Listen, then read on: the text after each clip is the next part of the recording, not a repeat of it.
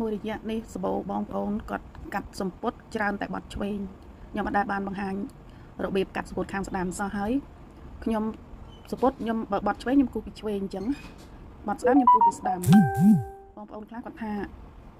បាត់ឆ្វេងគូស្ដាំបាត់ស្ដាំគូឆ្វេងមិនបើខ្ញុំអត់ទេព្រោះខ្ញុំគូពីចង្កេះចុះក្រោមខ្ញុំនៅខាងពីលើបើយើងគូពីចុងជើងនឹងយើងគូពីឆ្វេងបាត់ឆ្វេងគូស្ដាំបាត់ស្ដាំគូឆ្វេងតែនេះខ្ញុំគូពីចង្កេះចុះក្រោមហ្នឹងអញ្ចឹងសម្ពុតនេះបាត់ស្ដាំបាត់ឆ្វេងអញ្ចឹងខ្ញុំត្រូវគូពីឆ្វេងចាផ្ទាំងទី1យើងយកប្រវែងចង្កេះចែកជា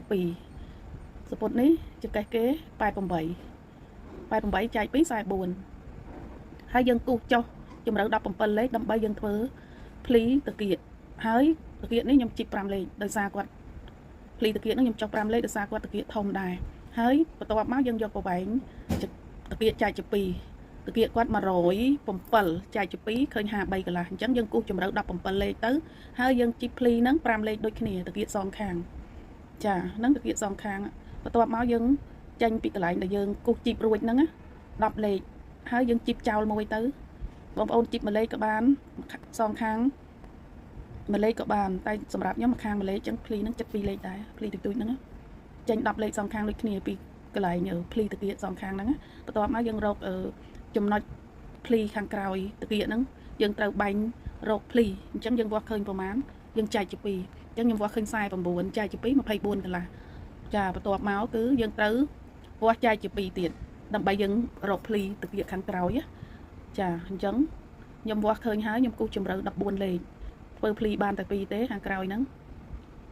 យើងចុះជម្រៅ14លេខដូចគ្នាភ្លី2ហ្នឹងបន្ទាប់មកយើងត្រូវ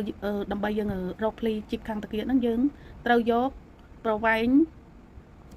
ដែលយើងវាស់ជីបរួចហ្នឹងយើងវាស់ឃើញប្រមាណ49មិញហ្នឹងយើងយកមកដកជាមួយចង្កេះអញ្ចឹង49ចង្កេះ88ចែកជា2 44នៅស្មើ44អញ្ចឹងយើងដក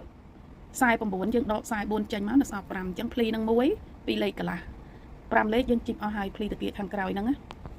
បើបងប្អូនធ្លាប់តាមដានเพจខ្ញុំបងប្អូនឆាប់យល់ដោយសារអីសពុតបតខ្ញុំគូដដែលទេប៉ុន្តែមានបងប្អូនខ្លះគាត់ខមមិនមករៀងដូចថាគាត់សួរផ្ទុយដែរគាត់សួរខ្ញុំថាសពុតបត់ឆ្វេងគូពីស្ដាំបត់ស្ដាំគូពីឆ្វេង